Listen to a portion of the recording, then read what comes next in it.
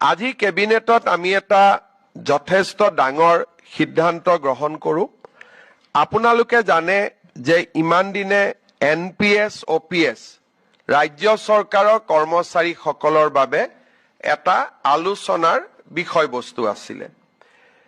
ভাৰত চৰকাৰে এটা সিদ্ধান্ত গ্ৰহণ কৰিছিল যে 25 বছৰ কাম কৰি থকা যিসকল চৰকাৰী কৰ্মচাৰী তেওঁলোকে যেতিয়া ৰিটায়াৰমেণ্ট হয় তেওঁলোকক আমি পুৰণি পেঞ্চন আঁচনিৰ দৰেই আমি পেঞ্চন প্ৰদান কৰিম। আৰু যিসকলে 10 বছৰ কাম কৰি তেওঁলোকে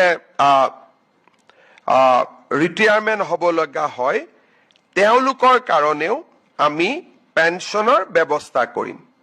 আৰু পেঞ্চনৰ লগতে তেওঁলোকে DA আদিও লাভ কৰিব। আৰু এই নতুন স্কিমটোৰ নাম দিছিলে ইউনিফাইড পেঞ্চন স্কিম।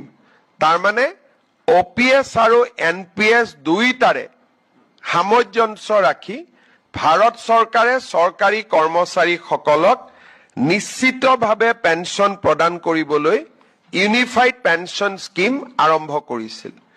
দেশৰ 4খন ৰাজ্যই ইউনিফাইড পেঞ্চন স্কিম এতিয়ালৈকে গ্ৰহণ কৰিছে। আজি আমাৰ ৰাজ্য চৰকাৰেও এই ইউনিফাইড পেঞ্চন স্কিম অসমৰ চৰকাৰী কৰ্মচাৰীসকলৰ বাবে এডপ্ট কৰে।